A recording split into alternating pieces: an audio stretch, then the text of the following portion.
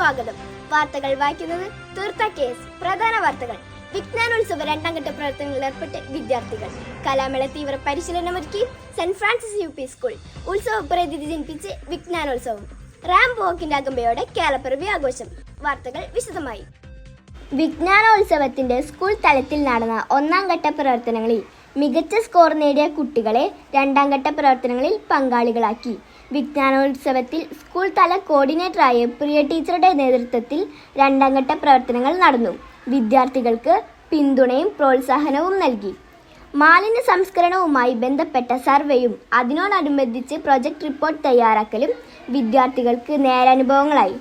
തെരഞ്ഞെടുക്കപ്പെട്ട മികച്ച പ്രൊജക്റ്റുകൾ ചെയ്ത വിദ്യാർത്ഥികളെ പഞ്ചായത്ത് തല ശില്പശാലയിൽ പങ്കെടുപ്പിച്ചു. സബ് ജില്ലാ തലത്തിൽ നടക്കുന്ന കലാമേളയിൽ മികച്ച പ്രകടനം കാഴ്ചവെക്കാൻ ലക്ഷ്യമിട്ട് നമ്മുടെ സ്കൂളിലെ കലാപ്രതിഭകൾക്കുള്ള തീവ്ര പരിശീലനം ഊർജിതമാക്കി. പഞ്ചായത്ത് തല വിജ്ഞാനോത്സവം ശാസ്ത്ര സാഹിത്യ പരിഷത്തിന്റെ നേതൃത്വത്തിൽ വയലത്തൂർ സെന്റ് ഫ്രാൻസിസ് UP സ്കൂളിൽ സംഘടിപ്പിച്ചു. ഗ്രാമപഞ്ചായത്ത് പ്രസിഡന്റ് നബീൽ NMK സമാപന യോഗം ഉദ്ഘാടനം ചെയ്തു. ആരോഗ്യ വിദ്യാഭ്യാസ standing committee chairman Rasheed KV അധ്യക്ഷത വഹിച്ചു. വാർഡ് മെമ്പർ പ്രീതി ബാബു, ശാസ്ത്ര സാഹിത്യ പരിഷത്ത് ജില്ലാ കമ്മിറ്റി അംഗം Sreekumar master, PTA vice president Ramesh Chembil എന്നിവർ സംസാരിച്ചു.